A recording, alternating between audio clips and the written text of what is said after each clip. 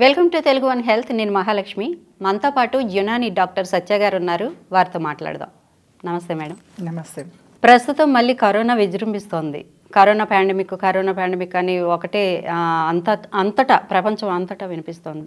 అసలు ఈ corona pandemic అనేది ఏంటి మేడం? ఫస్ట్ నేను కరెక్ట్ చేయాల్సింది ఏంటంటే ప్రస్తుతం విజృంభిస్తోంది అంటున్నారు.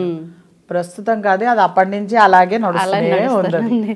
అసలు యాక్చువల్గా పాండమిక్ అంటే ఏంటంటే దీని గురించి కొన్ని వందల వేల సంవత్సరాల క్రితమే యునాని మెడిసిన్లో చాలా చక్కగా దానిపైన ఒక విస్తృతమైన ఒక స్టడీ, ఒక రీసెర్చ్ జరిగింది. ఓకే.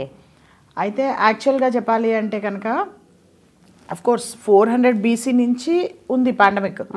దాని గురించి వర్ణన. ఓకే. అయితే మనకు తెలిసేది వర్ణన గురించే, బుక్స్ లో లిటరేచర్ బట్టే కదా మనకు తెలిసేది ఏదైనా, కానీ రికార్డెడ్ ఎవిడెన్స్ బట్టే కదా.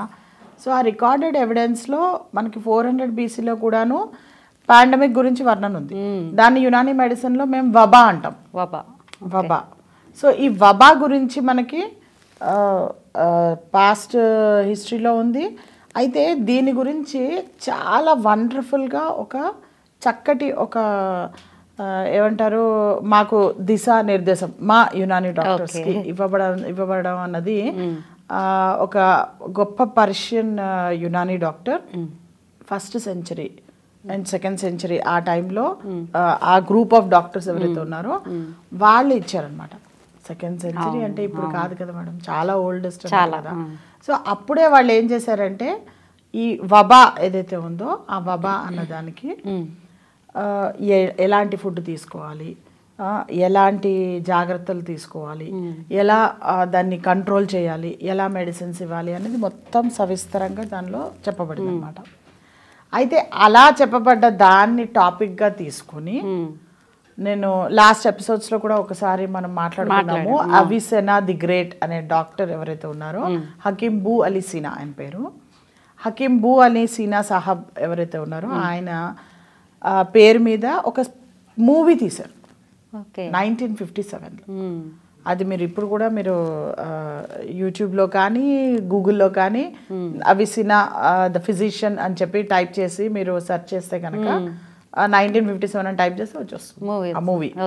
అందరూ చూడాలి ఆ మూవీ. యాక్చువల్ అంటే ఓల్డెస్ట్ మూవీ అయినా కానీ కొంచెం మీకు అఫ్ కోర్స్ ఏమంటారు దాంట్లో ఈ లేటెస్ట్ హీరోస్ లాగా ఉన్న అవేవి ఉండవు కానీ, but it's a classical movie. Particularly దాన్ని ఒక హెల్త్ గురించే తీసిన మూవీ. చాలా గ్రేట్ డైరెక్టర్ ఎవరైతే ఉన్నారో ఆయన చాలా బాగా తీశారు. అయితే దాంట్లో ఈ వబా గురించి వర్ణనం ఆ మూవీలో. లిటరేచర్లో మాకుంది, బట్ సామాన్య జనానికి అర్థం కావడానికి ఆ మూవీలో వబా ఎలా ఉంటుంది, ఆ వబాలో ఆ రోజుల్లో వాళ్ళు శానిటైజేషన్ ఎలా చేసుకునేవారు, ఆ రోజుల్లో క్వారంటైన్ ఎలా చేసేవారు, ఆ రోజుల్లో మెడిసిన్స్ ఎలా వాడేవారు, ఆ రోజుల్లో ఏం జాగ్రత్తలు తీసుకునేవారు, ఇవన్నీ కూడా నా మూవీలో ఉందన్నమాట. సో దయచేసి నేను అందరినీ రిక్వెస్ట్ చేసేది ఏంటంటే మీకు వీలున్నప్పుడు ఒకసారి అది ఒక గ్లింప్స్ చూడండి. చూస్తే కనుక యునాని మెడిసిన్ ఎంత ప్రాచీనమైన వైద్యము, దానికి ఎంత గొప్ప ఎవిడెన్సెస్ ఉన్నాయి అన్నది మనకి బాగా తెలుస్తుంది. ఎవిడెన్స్ తోనే యునాని మెడిసిన్ అని నేను, కాకపోతే ఏంటంటే అలాంటివి ఏవైనా చూసినప్పుడు వి ఫీల్ మోర్ ప్రౌడ్ కదా. ఇలా అప్పటికే మన పూర్వీకులు మన వైద్యులు ఎవరైతే ఉన్నారో కొన్ని వేల సంవత్సరాల క్రితమే దాన్ని ఈజీగా ట్యాకిల్ చేశారు అని అంటే కనుక, సో దాన్ని మనం తీసుకొని ఇంకా ఇంప్రూవైజ్ చేసుకోవాలి. అంతేగాని అది ఎప్పుడు నెగ్లెక్ట్ చేయకూడదు. పాత మన వైద్య విధానాలు ఏవైతే ఉన్నాయో ఇప్పటికి కూడా అంతెందుకు సర్జరీలో ఏదైతే వాడుతున్నారో దాదాపు 328 68 ఏదో లిస్ట్ చెప్పారు. అవే పాత సర్జికల్ ఇన్స్ట్రుమెంట్సే వాడుతున్నారు ఇప్పటికి కూడా. మేము ఏదైతే యునాని మెడిసిన్లో హకీం అల్ జోహ్రావి సాబ్ అని చెప్పి ఆయన చాలా గొప్ప సర్జన్, యునాని సర్జన్. ఆయన ఎన్నైతే ఇన్స్ట్రుమెంట్స్ కనుక్కున్నారో ఆయన చెప్పారో అవే ఈ రోజు కూడా ఇంగ్లీష్ మెడిసిన్ లో అలోపతి అన్నాము, బికాజ్ అలోపతి అన్నది మా వర్డ్ కాబట్టి ఇలాజ్ బిజిద్ అంటాం మేము. సో ఇంగ్లీష్ మెడిసిన్ లో ఈ రోజు కూడా ఆ సర్జరీలో ఆ ఇన్స్ట్రుమెంట్స్ ఈ రోజు కూడా వాడుతున్నారు. దానిలో సర్జరీలో యూజ్ చేసే రకరకాల ఇన్స్ట్రుమెంట్స్ లో సో అంటే మనం ఏదైనా సరే బేసిక్ అదే. సో ఆ బేసిక్ ని మనం ఎప్పుడు మర్చిపోకూడదు అన్నది నా మెయిన్. మూలాలను మర్చిపోకూడదు ఎప్పుడు. మూలాల నుంచే కదా మనకి అన్ని ఇంకా ఇది వచ్చేది. మీరు ఎంత ఫౌండేషన్ ఇది పైకి బిల్డింగ్ లేపినా కానీ పునాది గట్టిగా ఉండాలి. తర్వాత ల్యాండే ఇంపార్టెంట్ కదా. సో ఆ ల్యాండ్, ఆ పునాది ఏదైతే ఉందో that is Unani medicine. So ఆ యునాని మెడిసిన్ ని కనుక మనం ఆప్ చేసుకుంటే కనుక బిల్డింగ్ స్ట్రాంగ్గా ఉంటుంది, అంటే body strong. So body strengthen చేయడానికి ఏం చేయాలి అన్నది మనం తెలుసుకుందాం. అలాగే యునానీలో కరోనాని కట్టడి చేయడానికి మెడిసిన్స్ ఉన్నాయంటారా? చికిత్సలు ఎలా ఉంటాయి అసలు ఖచ్చితంగా యునానీలో? అయితే మీకు ఎప్పుడో నేను హిస్టరీ చెప్పాను కదా, I will tell you about last మన పాండమిక్ ఏదైతే ఉందో ఫస్ట్ వేవ్, దాంట్లో మా దగ్గర అర్ఖే అజీబ్ అని చెప్పి ఒక ప్రివెంటివ్ మెడిసిన్. ఓకే. ఈ వబా అన్న పీరియడ్లో మా దగ్గర ఏంటంటే వాటిల్లో కూడా లెవెల్స్ ఉన్నాయి. ఇప్పుడు లెవెల్ 1, లెవెల్ 2, లెవెల్ 3 అలా లెవెల్స్ ఉంటాయి అన్నమాట. కరోనా ఫ్యామిలీ ఏదైతే ఉందో అది యాక్చువల్గా అంత పెద్ద భయంకరమైన వైరస్ కాదు, కానీ కొన్ని డెత్స్ అయితే జరిగినాయి కదా, మరి దీనివల్ల డెత్స్ కరోనా వల్ల జరిగింది అని ఇక్కడ ప్రూవ్ మేడం. మరి ఆ వైరస్ రావడం వల్లే ప్రపంచవ్యాప్తంగా ఇంతమంది చనిపోయారని లెక్కలు చూపిస్తున్నారు. మీరు కనుక లాస్ట్ పాండమిక్లో కేరళ గవర్నమెంట్ పర్టికులర్గా వాళ్ళ దీన్ని స్టడీని, వాళ్ళ రీసెర్చ్ని అక్కడ గవర్నమెంటే వాళ్ళు డిక్లేర్ చేశారు. ఎవరైతే హర్బల్ మెడిసిన్ తీసుకుంటున్నారో, అంటే లైక్ యునాని, ఆయుర్వేద, సిద్ధ ఎవరైతే తీసుకుంటున్నారో వాళ్ళల్లో డెత్ రేట్ వచ్చేసి 0.05%. ఓకే. ఎవరైతే ఇంగ్లీష్ మెడిసిన్ తీసుకొని హాస్పిటలైజ్డ్ అయ్యి హాస్పిటల్లో ఉండి చికిత్సలు తీసుకున్నారో వాళ్ళల్లో death rate went up to 6%. No comparison at all కదా. సో దీన్ని బట్టి మీకు అర్థమైంది ఏంటి? సో అంటే అది మన I don't want to express my ఇది, బట్ రాంగ్ మెడికేషన్ వల్ల అయ్యుండొచ్చు, లేదంటే కనుక అన్నెసెసరీ మెడికేషన్ వల్ల అయ్యుండొచ్చు. ఇంకోటి ఏంటంటే పోటెంట్ మెడిసిన్స్, అంటే యాంటీబ్యాక్టీరియల్స్. నాకు ఒకటి కాన్సెప్ట్ నాకు అర్థం కాదు ఏంటంటే ఇంగ్లీష్ మెడిసిన్లో మీరే అంటున్నారు అది వైరస్ అని, మీరే నిర్ధారించుకున్నారు అది వైరస్ అని. మరి మీరే ఆ వైరస్ అని నిర్ధారించుకున్న తర్వాత యాంటీ బ్యాక్టీరియల్తో సంబంధం ఏమిటి? డైరెక్ట్గా నేను ఒకటి మీడియా ద్వారా నేను ఒకటి క్లారిఫై చేసుకోవాలనుకుంటున్నాను. యాంటీ వైరల్ ఇస్తున్నారు, దాంతోపాటు యాంటీ బ్యాక్టీరియల్స్ కూడా గుప్పిచ్చేస్తున్నారు. అండ్ ఎక్స్పెరిమెంటేషన్, వాళ్ళు ఏం చేస్తున్నారంటే ఏదైతే వాళ్ళకంటూ ఒక క్రైటీరియా పెట్టుకున్నారు, నేను దేన్ని తప్పు పట్టట్లేదు, ఏంటి ఫస్ట్ అనిమల్స్ మీద ప్రయోగించడం, ఆ తర్వాత హ్యూమన్ బీయింగ్స్ మీద ప్రయోగించడం, ఆ తర్వాత సెట్ ఆఫ్ ఒక కమ్యూనిటీలో ప్రయత్నించడం, అలా కొంతకాలం గడిచిన తర్వాత then they try on others. మరి ఏ ట్రయల్స్ లేకుండా ఏమీ లేకుండా హెచ్ఐవి వైరస్కి వాడేవి, తర్వాత అదర్ యాంటీవైరల్స్ వేటికైతే ఇంకా ఆథెంటిసిటీ కూడా రాలేదు అలాంటి వాటిని డైరెక్ట్గా వాడేశారు కదా. మరి వాడేసినప్పుడు న్యాచురల్గా దాని సైడ్ ఎఫెక్ట్స్ ఉంటాయి కదా. తప్పకుండా వాళ్ళే డిక్లేర్ చేస్తున్నారు.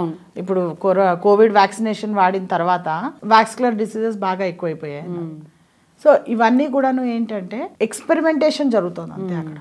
సో ఆ ఎక్స్పెరిమెంటేషన్లో ఎంతోమంది ప్రాణాలు పోతాయి కదా. మరి పోయినప్పుడు వై ఆర్ యూ రిగ్రెటింగ్? ఇప్పుడు మేము మా ఎగ్జాంపుల్ తీసుకుంటే కనుక సత్య యునాని హెల్త్ కేర్ తరఫు నుంచి మేము ఏం చేసామంటే దాదాపు ఈ అర్ఖే అజీబ్ అన్నది మోర్ దాన్ 3.5 lakh పీపుల్కి ఇచ్చాం.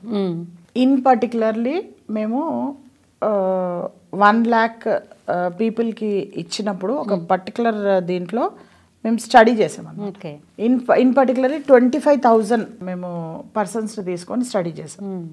ఈ 25,000 పీపుల్లో టోటల్గా అందరిలోనూ పాజిటివ్ వచ్చిన కేసెస్ ఎన్ని అంటే ఓన్లీ 32 కేసెస్. 25,000 పీపుల్కి మేము అర్ఖే అజీబ్ ఇస్తే అందులో సిమ్టమ్స్ కనిపించి పాజిటివ్ అది వచ్చింది 32 మెంబర్స్. ఆ 32 మెంబర్స్లో కూడాను బ్యాక్గ్రౌండ్ ఏంటి అంటే they are from a hospital based staff లేదంటే నర్సెస్ ఉన్నారు. అందులో కూడా ఆ 32లో కూడా ఎవ్వరు కూడా ఐసీయూలో జాయిన్ కాలేదు. ఇంట్లో వాళ్ళు ఉండి యునాని మెడిసిన్ వాడే వాళ్ళకి పాజిటివ్ నుంచి నెగిటివ్ అయిపోయారు. అంటే 25,000. I'm not saying that is the only record because 25,000 is not a small number. అంటే ఎట్లా ఉంటుంది మేడం చికిత్స ఎట్లా ఉంటుంది? ఎన్ని రోజులు మీది మెడిసిన్ వాడాల్సి ఉంటుంది అంటారా? మేడం ఈ పాండమిక్ ఏదైతే ఉందో ఫస్ట్ ఆఫ్ ఆల్ అందరూ అర్థం చేసుకోవాల్సింది ఏంటంటే పాండమిక్లో ఎప్పుడు కూడాను వైరస్ అన్నది ఇంత స్టిపులేటెడ్ పీరియడ్ అని ఉండదు. ఒక వేవ్స్ వస్తుంటాయి ఇలా. అవును, ఒక వేవ్ వస్తుంటుంది, మళ్ళీ అది వెళ్తూ ఉంటుంది, మళ్ళీ ఒక వేవ్, జస్ట్ లైక్ వేవ్స్ లాగా వస్తూ ఉంటుంది అన్నది మా దగ్గర వర్ణన అలాగే వస్తుంది చూడండి. అండ్ ఇది ఏదైతే ఉందో పాండమిక్ అన్నది మామూలుగా స్వతహాగా మనమందరము ఒక్క తాటి మీద నిలబడి మొత్తం అంతా పబ్లిక్ అంతా కలిసి దాన్ని ఇరాడికేట్ చేయాలి అని కంకణం కట్టుకొని గట్టిగా దానిపైన వర్కౌట్ చేస్తేనే it last for 10 to 12 years. అందరికీ అంటే మోర్ దాన్ 70% వస్తే కానీ corona virus are corona family ఏదైతే ఉందో అది మనల్ని వదిలి వెళ్ళదు. దాని యొక్క క్యారెక్టరిస్టిక్ అనమాట. దేనిది వబా పాండమిక్ యొక్క క్యారెక్టరిస్టిక్ అది. అండ్ ఇది ఎందుకు వస్తుంది అంటే అది నేచర్లో అది స్వతహాగా ప్రతిసారి అలా వస్తూ ఉంటాయి. అవి ప్రతి సంవత్సరం ఇట్లా కొత్త కొత్త వేరియంట్స్తో, సంవత్సరం అని కాదు, కొంత పీరియడ్, సంవత్సరం కావచ్చు, 5 ఏళ్ళు కావచ్చు, 10 ఏళ్ళు కావచ్చు, 100 ఏళ్ళు కావచ్చు, కొన్ని అలా వేవ్స్ వస్తుంటాయి అన్నమాట. ఒకటి మర్చిపోవద్దు మేడం ఎప్పుడు కూడా, భగవంతుడు మనకెలా భగవంతుడో కరోనా వైరస్ కూడా భగవంతుడే. సో మనకెలా అయితే మనల్ని మనం సర్వైవల్ ఆఫ్ ద ఫిట్టెస్ట్ అని మనం ఎలా అయితే స్ట్రాంగ్గా ఉన్నవాళ్ళు ఎలా అయితే నిలబడతామో అలాగే కరోనా వైరస్లో కూడాను వేరియంట్స్ అన్నవి ఏర్పడతాయి. మీరు ఇంకా యాంటీబ్యాక్టీరియల్స్ యాంటీవైరల్స్ ఇలా గుప్పిచ్చేస్తూ ఉంటే కనుక అన్నెసెసరీగా definitely it is going to ఇంకా స్ట్రాంగ్ అయ్యి వస్తూ ఉంటుంది. సో దాన్ని అనవసరంగా స్ట్రెంత్ అని మనమే చేస్తున్నాం. సో దయచేసి మామూలుగా ప్రతిదానికి యాంటీవైరల్స్ యాంటీబ్యాక్టీరియల్స్ వాడకండి. వాడకుండా ఫస్ట్ లైన్ ట్రీట్మెంట్ ఎప్పుడు కూడాను యునానీ మెడిసినే ఉండాలి. యునానీ మెడిసిన్ వాడి యునానీ మెడిసిన్తో మీకు కావట్లేదు అంటే కనుక నేను అన్న పర్సంటేజ్ చూసారా 0.05% ఏవైతే ఉన్నాయో వాళ్ళకి మాత్రమే హాస్పిటలైజ్డ్ అయ్యే అవకాశం ఉంటుంది. ఆ హాస్పిటలైజ్డ్ అయ్యే అవకాశం కూడా యూజువల్గా it is more than 75 to 80 years above వాళ్ళకు ఉంటుంది. లోపల వాళ్ళకి ఉంటుంది, సహజంగా ఉండదు. మరి 75-80 తర్వాత 85 తర్వాత న్యాచురల్ డెత్ వచ్చే అవకాశం ఉంటుంది కదా. ఇంకా ఆ ఏజ్ లో ఇంకా న్యాచురల్ డెత్ వాళ్ళలో డెఫినెట్ గా బాడీ డిఫెన్స్ మెకానిజం తక్కువే ఉంటుంది. పైగా ఈ రోజుల్లో మాక్సిమం అందరూ ఏం చేస్తున్నారంటే యునానీ మెడిసిన్ కన్నా ఎక్కువ ఇంగ్లీష్ మెడిసిన్ వాడుతున్నారు. అవేర్నెస్ లేక నెంబర్ 1 అవేర్నెస్ ఒకటి తొందరగా తగ్గిపోతుందన్న ఇది కూడా. తొందరగా తగ్గడం అన్నది ఇక్కడ తగ్గుతుంది, తగ్గడం ఇష్యూ కాదు అసలు. అక్కడ ఏంటంటే మీకు ఈజీగా అవైలబుల్ అవుతుంది చీప్ మెడిసిన్. మీకు 50 రూపాయలు అక్కడ ముందర పెడితే కనుక ఆ రోజుకి మెడిసిన్ వచ్చేస్తుంది. బట్ యునానీ మెడిసిన్లో 50 రూపాయలు అక్కడ పెడితే మీకు మెడిసిన్ రాదు. అది నెంబర్ 1. నెంబర్ 2, మేము అన్నీ కూడాను వాళ్ళకి ఏంటంటే త్వరగా నిద్రపోవాలంటాం. డోంట్ టేక్ ఆల్కహాల్ అంటాం. సో డోంట్ టేక్ స్మోకింగ్ అంటాం. We are very strictly we don't allow them. బయట ఫుడ్ అలౌ చేయము.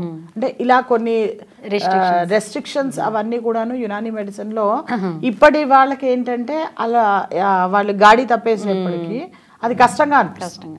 ఇవన్నీ పాటించలేరు. ఇప్పుడు యాక్చువల్గా ఏంటంటే ప్రతి ఒక్కరు 8:30 కల్లా పడుకోవాలి నైట్. ఇది కష్టమైన పని. అసలు చాలా వరకు అందరు ఏమంటారంటే 8:30 కల్లా పడుకోవాలి అని మేము చెప్తే కనుక సాయంత్రమే పడుకోవాలా అంటే జనాలు ఎంతగా అసలు వాళ్ళ దీన్ని వాళ్ళు డీవియేట్ అయిపోయారంటే 8:30 అనేది వాళ్ళకి సాయంత్రాలు అనిపిస్తుంది, సాయంత్రమే పడుకోవాలా అని. పొద్దున బై 8:30కి పడుకున్న వాళ్ళకి ఆటోమేటిక్గా మార్నింగ్ 3 to 4 మధ్యలో మెలకు వచ్చేస్తుంది. అవును. సో 3 to 4కి మీకు ఆటోమేటిక్గా మెలకు వస్తుంది. అలారం పెట్టుకొని లేవకూడదు. మా దగ్గర ఉన్న ఫస్ట్ రూల్ అది. మనకి నైట్ మాత్రమే 8:30కి అలారం పెట్టుకొని పడుకోవాలి. ఆటోమేటిక్గా మార్నింగ్ 3 to 5 మధ్యలో ఎప్పుడు మెలకు వస్తే అది కరెక్ట్. సో ఆ టైంకి ఎప్పుడు మెలకు వస్తే ఎప్పుడు లేవాలి అంటే రాత్రి లేచి ఏం చేయాలి అని అంటున్నారు. అంటే 8:30ని వాళ్ళు సాయంత్రం కింద పరిగణిస్తున్నారు, 3ంటికి రాత్రిలో అంటే అప్పుడు పడుకుంటున్నారు అనమాట జనాలంతా కూడా. 1 గంటకి 2ంటికి 3ంటికి. సో ఇలా ఎప్పుడైతే ఇలాంటి మన కల్చర్ని మనం అడాప్ట్ చేసుకుంటామో, అడాప్ట్ చేసుకున్నప్పుడు మరి దానికి తగ్గట్టే మనకి రోగాలు కూడా వస్తుంటాయి. అంటే కొన్ని రకాల జాబ్స్ కూడా ఇట్లానే ఉన్నాయి కదా, మనం నైట్ షిఫ్ట్స్ అని ఇట్లాంటివి ఉన్నాయి కదా. ఎవరైతే నైట్ షిఫ్ట్ చేస్తుంటారో వాళ్ళ పరిధి ఎంతవరకు అంటే 40 years వరకే. ఏ నైట్ షిఫ్ట్ చేసే ఏ జాబ్ అయినా సరే 40 ఏళ్ల తర్వాత వాళ్ళు కంటిన్యూ కాకూడదు దాంట్లో. They should jump. 40 ఏళ్ల వరకు ఓకే. ఇప్పుడు ఏం చేస్తారు మేడం, బ్రెడ్ అండ్ బటర్ తప్పదు అన్నారు. అలాంటప్పుడు వెళ్ళాల్సిందే. అండ్ కొన్ని ఎమర్జెన్సీ సర్వీసెస్ ఉంటాయి, తప్పదు కదా అవి. సో అలాంటి వాళ్ళు ఏం చేయాలంటే ఖచ్చితంగా 8 అవర్స్ నిద్ర ఉండేలాగా చూసుకోవాలి. ఆ డ్యూటీస్ కంటిన్యూస్గా చేయకూడదు, షిఫ్ట్స్లో డివైడెడ్ దీనిలోనూ చేసుకుంటూ ఉండాలి. ఆ తర్వాత జనరల్ షిఫ్ట్స్లోకి ఎక్కువగా రావాలి. అలా చేసుకుంటూ హెల్త్ని కాపాడుకోవాలి. ఏం చేస్తారు మేడం, బాగా సంపాదిస్తారు, ఓకే, రాత్రి పగళ్ళు నైట్ మొత్తం దీని వరకు ఉంటారు, ఓకే, ఆ తర్వాత ఏం చేస్తారు చెప్పండి, హెల్త్ పాడైపోయింది, వాట్ ఈస్ ద యూస్? ఈ మిస్టేక్ అందరూ చేస్తుంటారు. అందరూ ఎందుకు, నేను కూడా చేశాను. అంతకుముందు నేను కూడా పేషెంట్స్ని మార్నింగ్ 7 o'clock నుంచి నైట్ 1 o'clock వరకు రోజుకి 100 మందిని చూసేదాన్ని. యునాని మెడిసిన్లో 100 మందిని చూడడం అంటే చిన్న విషయం కాదు. ఎందుకంటే యునాని మెడిసిన్లో ఒక పేషెంట్ మా దగ్గరకు వచ్చారు అంటే కనుక ఒక పేషెంట్కి minimum to minimum first time వచ్చారు అంటే కనుక 15 నిమిషాల నుంచి మొదలుకొని 1 hour కూడా టైం పడుతుంది ఒక పేషెంట్. అలా 100 మందిని చూడాలి అంటే మరి పొద్దున 7 నుంచి రాత్రి 1 గంటలకు చూస్తేనే కదా సాధ్యమయ్యేది. ఒక రోజులో మనకు ఉండేది 24 గంటలే, దానిలో మాక్సిమం టైం తీసుకొని చేస్తున్నాం మనం అలా. బట్ నౌ అది రెస్ట్రిక్ట్ చేసుకున్నాం, తప్పదు, ఎవరైనా గాడిలోకి రావాల్సిందే. So now I'm sleeping by 8:30 sharp. So morning ఆటోమేటిక్గా మనము ఇదవుతాం. పేషెంట్స్ కూడా ఏమైపోతుందంటే అది అలవాటు అయిపోతుంది. అంటే అది అర్థం చేసుకోవడానికి నాకు 20 ఏళ్ళు పట్టింది. అంటే ఏంటి, ప్రపంచంలో ఉన్న పేషెంట్స్ అందరినీ ఎలాగో మేము చూడలేం కాబట్టి చూసిన కొంతమందినైనా సరే యునాని యొక్క మెయిన్ టార్గెట్ ఏంటంటే యునాని మెడిసిన్లో ఎవరైతే మన దగ్గరకు వచ్చి పేషెంట్ కూర్చుంటారో వాళ్ళు 85 ఏళ్ల వరకు హెల్తీగా ఉండాలి. అది మా మెయిన్ మొట్టో, అది మా మెయిన్ టార్గెట్. సో దానికి కావాల్సిన దీంట్లో ఈ వబా నుంచి కాపాడుకోవడం అన్నది కూడా వన్ ఆఫ్ ద దాంట్లో ఒకటి భాగమే. సో వన్ ఆఫ్ ద భాగము అన్నప్పుడు ఏం చేయాలి, దాంట్లో వబా నుంచి ఎలా కాపాడుకోవాలి మనల్ని మనము అన్నది మోస్ట్ ఇంపార్టెంట్ అది దాన్ని. సో ఈ వబా అన్నది మనము ఎలా కాపాడుకోవాలన్నది నెక్స్ట్ ఎపిసోడ్లో చూద్దాం, రైట్? అలాగే కరోనాలో ఇప్పుడు ప్రివెన్షన్స్కి యునానీలో మందులు ఉన్నాయా, ఎట్లా ఉంటుంది చికిత్స అసలు? కరోనా ప్రివెన్షన్ ఏదైతే ఉందో యునాని వైద్యంలో మనకి 2nd centuryలోనే దాని గురించి చాలా విస్తృతంగా చెప్పబడింది అనమాట. అంటే ఎలా ప్రివెంట్ చేయాలి ఏంటి అన్నది. దీనిలో కనుక మనం తీసుకుంటే కనుక ముఖ్యంగా ఒకటి ఆ రోజుల్లోనే శానిటైజేషన్ గురించి చెప్పారు. శానిటైజేషన్ అంటే ఆ రోజుల్లో చేతులు వెనిగర్తో కడుక్కునేవారు. వెనిగర్, ఓకే, ఆ రోజుల్లో అదే ఉంటుంది. వెనిగరే చాలా కాస్ట్ అయిపోయింది. వెనిగర్ ఏం కాస్ట్ కాదు, ఇట్స్ వెరీ చీప్. దాని తర్వాత నెక్స్ట్ ఆల్కహాల్స్ వచ్చేసాయి కదా, అంటే బెస్ట్ వెరైటీస్ ఆఫ్ ఆల్కహాల్స్ తీయడంతో ఇప్పుడు ప్రస్తుతానికి ఉన్న వాటిల్లో ఐసోప్రొపైల్ అని ఒకటి వస్తుంది. ఈ ఐసోప్రొపైల్ ఆల్కహాల్తో తయారు చేసిన శానిటైజర్స్ ఏవైతే ఉంటాయో అవి మాత్రమే బెస్ట్ ఇప్పుడు ప్రస్తుతానికి.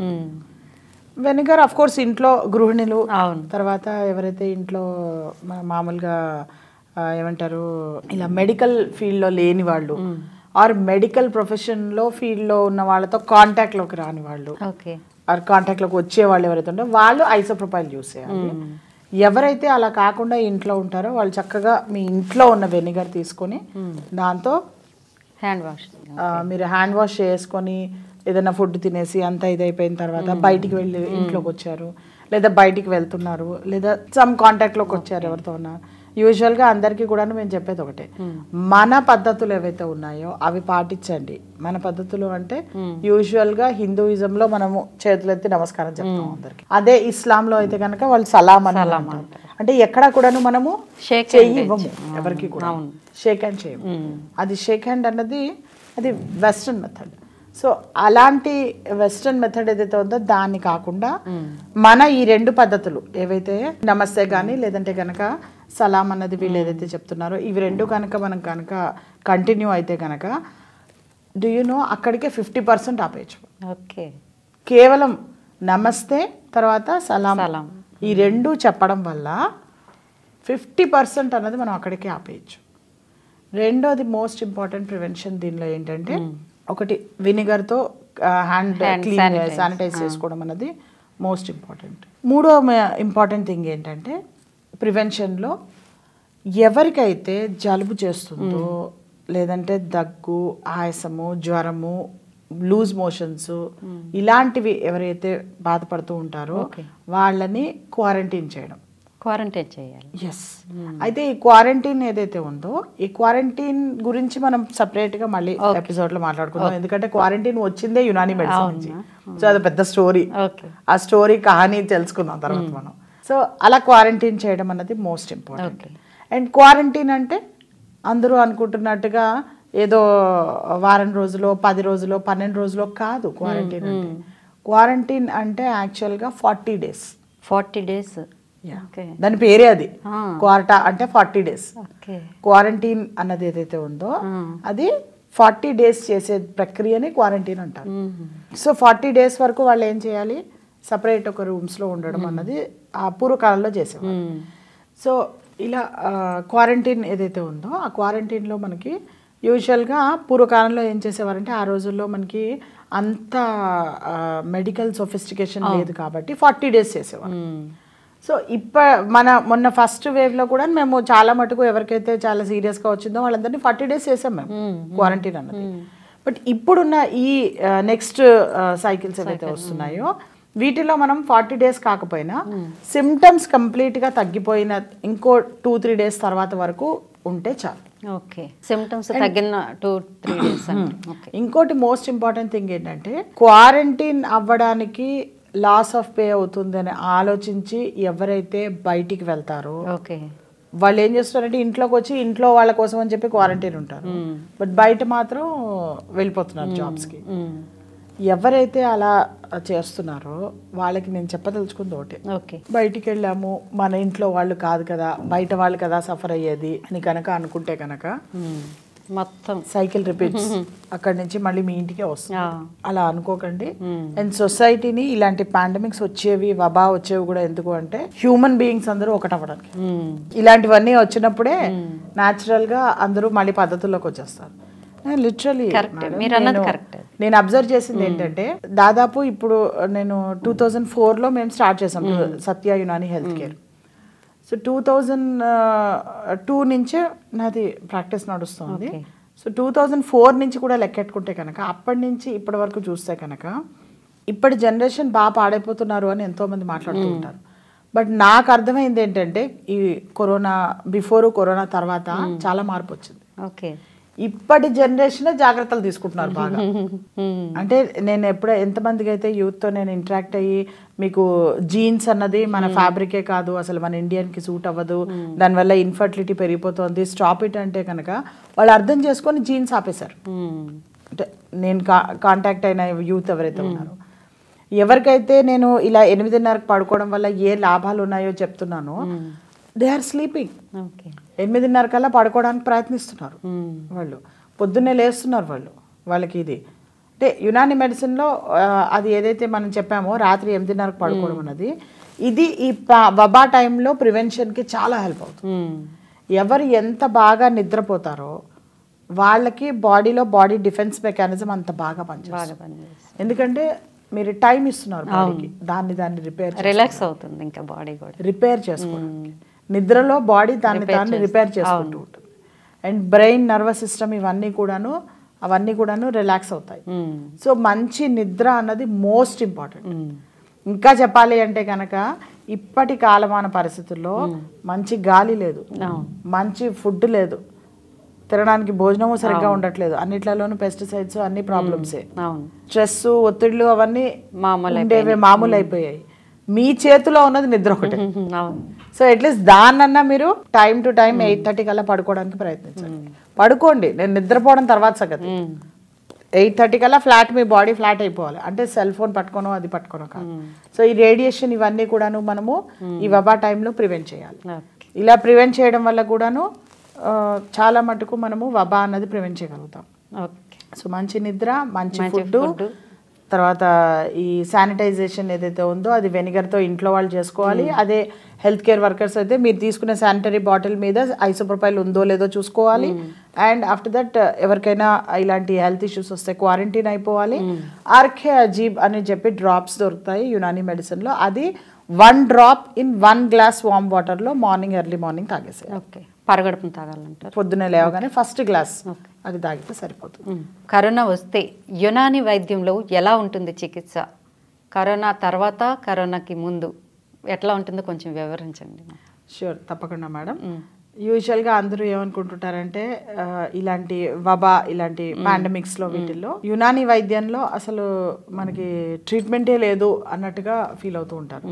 రాంగ్. అది అసలు వబా అన్నది మీకు డిస్క్రైబ్ చేసిందే యునానీ మెడిసిన్. మీకు క్వారంటైను, తర్వాత శానిటైజేషను, తర్వాత ప్రివెంటివ్ మెడిసిన్ ఏదైతే ఆర్కే అజీబ్ అని మేము చెప్తూ ఉన్నామో, ఇవన్నీ చెప్పిన యునానీ మెడిసిన్లో డెఫినెట్లీ దాన్ని ట్యాకిల్ చేసే ట్రీట్మెంట్ కూడా ఉంటుంది కదా. ఉంటుంది మరి. సో సత్య యునానీ హెల్త్ కేర్ కాబట్టి ఇక్కడ ఎమర్జెన్సీ సర్వీస్ లేదు, కానీ మీకు ఎమర్జెన్సీ సర్వీస్ వచ్చే 0.05% మనం ఆల్రెడీ ప్రీవియస్ ఎపిసోడ్స్లో మనం చెప్పుకున్నాం కదా వీటి గురించి. సో ఆ 0.05% ఏదైతే ఉందో వాళ్ళకి మాత్రమే హాస్పిటలైజేషన్ అవసరం పడుతుంది. మిగతా వాళ్ళందరికీ కూడాను ఇంట్లోనే ఉంచి వాళ్ళని ట్రీట్మెంట్ చేయొచ్చు. అన్నిటికన్నా మోస్ట్ ఇంపార్టెంట్ ప్రివెన్షన్. ప్రివెన్షన్ అంటే రాకుండా ఉండడానికి ఏం చేయాలి. ఆర్కే అజీబ్ డ్రాప్స్ మేము ఏదైతే చెప్తున్నామో చాలా క్లాసికల్ మెడిసిన్. యాక్చువల్గా దాన్ని తిరియాకే ఆజం అని అనేవారు పురకాలంలో.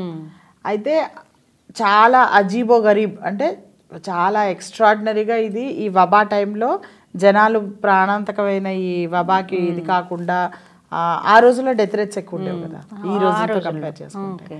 ఆ రోజుల్లో శానిటైజేషన్ ఎక్కడ ఉంది, సరైన ఇది లేదు, ఏది లేదు. అయినా కానీ వాళ్ళు దాన్ని ట్యాకిల్ చేయగలిగారు. సో అలాంటి దీని నుంచి బయటపడడానికి చేయడానికి చాలా ఎక్స్ట్రాడినరీగా హెల్ప్ అయింది అని చెప్పి తర్వాత దాన్ని ఆర్కే అజీబ్ అనడం స్టార్ట్ చేశాను. అలా దాని పేరు ఆర్కే అజీబ్ అని పడింది పూర్వకాలంలో, ఎన్నో వందల సంవత్సరాల క్రితమే. దాన్నే అదే మెడిసిన్ అలాగే అదే పేరుతో కంటిన్యూ అవుతుంది. దాన్ని తిరియాకే ఆజం అని కూడా దొరుకుతుంది, అండ్ ఆర్కే అజీబ్ రెండు ఒకటే. సో ఆర్కే అజీబ్ అనే ఈ డ్రాప్స్ ఏవైతే ఉన్నాయో మన సత్య యునానీ హెల్త్ కేర్ సెంటర్స్లో దొరుకుతుంది. అది మీరు డైలీ అది బాటిల్ మీకు ఏదైతే ఉందో దాన్ని 1 డ్రాప్ మాత్రమే ఒక పెద్ద గ్లాసు గోరువెచ్చని నీళ్ళలో కలుపుకొని తాగేసేయాలి. That is prevention. అది అయిపోయిన తర్వాత నెక్స్ట్ ఒకవేళ వాళ్ళకి జలుబు, దగ్గు, ఆయాసం ఇలాంటివి ఏమన్నా వస్తే కనుక ఫస్ట్ ఆఫ్ ఆల్ దీన్ని కరోనా దీంట్లో డిఫరెన్షియేట్ ఎలా చేస్తారు అన్నది ఫస్ట్ తెలుసుకోండి. మామూలుగా జలుబు చేయడం కామన్గా మనకి వెదర్ని బట్టి సమ్ అదర్ దీన్ని బట్టి కూడా ఉంటుంది. ఈ జలుబుకి కనుక ఆయాసం చేకూడితే కనుక యాడ్ అయితే కనుక యాడ్ అయినప్పుడు కూడా సమ్ టైమ్స్ అది ఎయిదర్ త్రూ రెస్పిరేటరీ ప్రాబ్లమ్స్ వల్ల ఉండొచ్చు, సమ్ టైమ్స్ హార్ట్ ప్రాబ్లమ్స్ వల్ల కూడా ఉండొచ్చు. సో అందుకని యునానీ డాక్టర్స్ దగ్గరికి వెళ్ళి అది ఫస్ట్ డిఫరెన్షియేట్ చేసుకోవాలి. అండ్ ఎప్పుడు ఏదొచ్చినా సరే దాన్ని నెగ్లెక్ట్ చేయకూడదు. అట్లీస్ట్ సింపుల్ రెమెడీస్ అన్నా తెలుసుకొని సింపుల్ రెమెడీస్తోనే స్టార్ట్ చేయాలి. అండ్ అది తొందరగా వీలైన తొందరగా యునానీ మెడిసిన్ స్టార్ట్ చేయాలి. నెంబర్ 3, ఇవి రెండు కాకుండా వాళ్ళకి దగ్గు స్టార్ట్ అయ్యింది. దగ్గు స్టార్ట్ అయినంత మాత్రాన అది కరోనా అనడానికి మనం. దగ్గులో డ్రై కఫ్ ఉంటుంది, ప్రొడక్టివ్ కఫ్ ఉంటుంది. ఈ ఫ్లమ్ రావడము అవన్నీ జరుగుతుంది. డ్రై ఏదైతే ఉందో దాని గురించి అంతగా మీరు వరి అవ్వాల్సిన అవసరం లేదు. వరి అవ్వాల్సిన అవసరం లేదంటే వబా పీరియడ్, వబా అని భయపడాల్సిన అవసరం లేదు మేడం. అన్నిటికన్నా పెద్ద రోగం భయమే.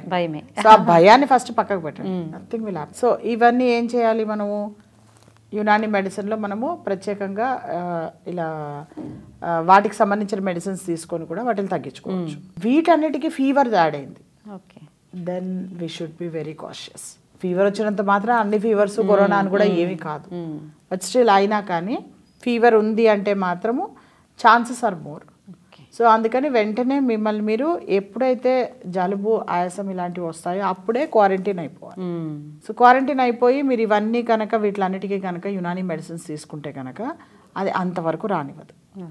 నెంబర్ 1 ముందు జాగ్రత్త వీటిలన్నిటికీ కూడాను, ఈ జలుబు వీటిలన్నిటికీ. అండ్ ఇంకోటి మోస్ట్ ఇంపార్టెంట్ థింగ్ ఏంటంటే ఇప్పుడు మల్బెరీస్ అని వస్తున్నాయి, సీజన్ ఇప్పుడు బాగా ఎక్కువగా మార్కెట్లో కనిపిస్తున్నాయి మల్బెరీస్ అనేది. ఈ మల్బెరీస్ ఏవైతే ఉన్నాయో వాటిని కనుక రోజు 1 కప్పు మల్బెరీస్ తీసుకున్నారంటే చాలు, ఈ గొంతు నొప్పులు, జలుబులు, ఆయాసాలు, దగ్గులు ఏవి రావు. ఇది ఎవరికి తెలియకపోవచ్చు, మేబీ తెలిసిన వాళ్ళు కూడా చాలా మంది ఉంటారు కదా. తెలియని వాళ్ళు ఎవరైతే ఉంటారో వాళ్ళు దీనిపైన మనం మళ్ళీ సపరేట్గా ఎపిసోడ్ చేద్దాం మల్బెరీస్ మీద. సో ఇలా మల్బెరీస్ తీసుకోవడం అలాంటివన్నీ ఫుడ్లో వాటిలో అలాంటి కొన్ని ప్రత్యేకమైనవి యాడ్ చేయాలి. దీనికి ప్రత్యేకంగా తిరియాకే అర్బా అని ఇంకో మెడిసిన్ ఉంది మా దగ్గర కరోనా కోసం. మేము దాదాపు లాస్ట్ దీంట్లో 5,000 పీపుల్కి పాజిటివ్ వస్తే వాళ్ళని నెగిటివ్ చేసాము only through this medicine. Only ఒకటే మెడిసిన్, ఎస్ మ్యామ్. ఇంకేమి ఇవ్వరు? టీ అర్బా అని మెడిసిన్ ఉంటుంది. దాన్ని వాళ్ళకి ఫీవర్ ఉంటే కనుక దాన్ని డోసేజ్ వేరుంటుంది. ఫీవర్ కనుక లేకపోతే కనుక చాలా తక్కువ డోసేజ్లో అది మార్నింగ్ అండ్ ఈవినింగ్ ఇస్తాం మేము. టాబ్లెట్ రూపంలో ఉంటుంది? లేదు, హల్వా రూపంలో ఉంటుంది. అండ్ మేము మెడిసిన్స్ అన్ని కూడా తేనెలో తయారు చేస్తాం కాబట్టి డయాబెటిక్ పేషెంట్స్ కూడా తీసుకోవచ్చు. ఎందుకంటే వరల్డ్ హెల్త్ ఆర్గనైజేషన్ ప్రకారం ఆల్ డయాబెటిక్స్ అందరూ కూడాను must take 5 spoons of honey per day. తీసుకోవచ్చు అన్నారు ఒక్కొక్కళ్ళు. మరి అసలు తీసుకోకూడదు, షుగర్తో పాటు దీన్ని కూడా అవాయిడ్ చేయాలి అంటూ ఉంటారు కదా. షుగర్ అవాయిడ్ చేయాలి ఖచ్చితంగా. మేమైతే మా పేషెంట్స్కి హనీ కూడా ఇస్తాం. హనీయే కాదు, మా ఆడుపండు కూడా తినిపిస్తాం వాళ్ళతో. Okay, sugar patients. అవును, లాస్ట్ ఎపిసోడ్లో చెప్పారు ఈ విషయం. లాస్ట్ ఎపిసోడ్లో కూడా నేను మీకు దాని గురించి ఇచ్చాను. అండ్ డయాబెటీస్ మీద మనం మళ్ళీ ఎపిసోడ్స్ చేసినప్పుడు దాని గురించి ప్రత్యేకంగా తెలుసుకుందాము. సో ఈ తిరియాకి అర్బా అనే మెడిసిన్ ఒకటి, ఇలాంటివి కొన్ని తర్వాత బాగా వాళ్ళ బాడీలో డిప్లీషన్ వచ్చేస్తుంది అన్నమాట. అంటే బోన్ డిప్లీషన్ కానీ ఎనర్జీ లెవెల్స్ కానీ అన్నీ కూడాను. సో ఆ బాడీ స్ట్రెంథనింగ్ కోసం అని చెప్పి ఏంటంటే మా దగ్గర ఖమీరే మర్వారీద్ అని ఒక మెడిసిన్. ఈ 2 మెడిసిన్స్ కనుక వాళ్ళకి కంటిన్యూస్గా ఇస్తే కనుక చాలా తొందరగా కోలుకుంటూ ఉంటారు వాళ్ళది. అండ్ ఫీవర్ ఏదైతే ఉందో ఆ ఫీవర్కి ఇంత మెడిసిన్ వరకు వెళ్లకుండా ఫస్ట్ అసలు మేము అందరికీ చెప్పేది ఏంటంటే ఇంట్లో మనీ ప్లాంట్ ఎవరైతే పెంచుతుంటారో, ఇంచుమించుగా అందరూ పెంచుతుంటారు, మనీ ప్లాంట్ పెంచే బదులు దానికి బదులుగా గిలో మొక్క పెంచుకోండి అంటాం. గిలో మొక్క అంటే ఏంటి మేడం? గిలో అంటే తిప్పతీగ. తిప్పతీగ, ఓకే. గిలో కనుక పెంచితే కనుక అంతకన్నా గుబురుగా వస్తుంది, అంతకన్నా గ్రీన్గా ఉంటుంది, అంతకన్నా ఇంకా మీకు చిన్న చిన్న వైట్ ఫ్లవర్స్ కూడా వస్తాయి, మంచిగా చిన్న చిన్నగా రౌండ్గా వాటికి ఏమంటారు పళ్ళు కూడా వస్తాయి, చిన్న చిన్న పళ్ళు వస్తాయి, గ్రీన్ కలర్ పళ్ళు వస్తాయి, అంతకన్నా అందంగా ఉంటుంది. తర్వాత మొత్తం బిల్డింగ్ అంతా కూడా పాకిపోతుంది ఒక్క చిన్న పాట్లో పెడితే కనుక. మీరు మీ బాల్కనీ అంతా వచ్చేస్తుంది. ఆ గిలో కనుక 10 ఆకులు విత్ స్టెమ్ కనుక తీసుకొని దాన్ని కట్ చేసుకొని దాన్ని తర్వాత తులసి ఒక 10 ఆకులు, అజ్వైన్ దగ్గాకంటారు చూసా వామాకు అది ఒక 5 ఆకులు, ఈ 3 గనక కాంబినేషన్ ఇంట్లోనే పౌండ్ చేసుకొని జ్వరం వచ్చినప్పుడు ఎవ్రీ 6 అవర్లీ, తర్వాత ఎవ్రీ 4 అవర్లీ, అంటే ఎక్కువగా ఫీవర్ ఉంటే కనుక 4 అవర్లీ, లేకపోతే ఎవ్రీ 6 అవర్లీ ఇది తీసుకుంటే కనుక ఫీవర్ తగ్గిపోతుంది, ఆయాసం తగ్గిపోతుంది, జలుబు తగ్గిపోతుంది, జ్వరం తగ్గిపోతుంది. అంటే కషాయం లాగా కాసుకుంటా కాదు, దంచి ఒక రసం తీసుకోవడము, అది ఒక చెంచా రసంలో ఒక చెంచా తేనె కలుపుకొని తాగేసేయడమే.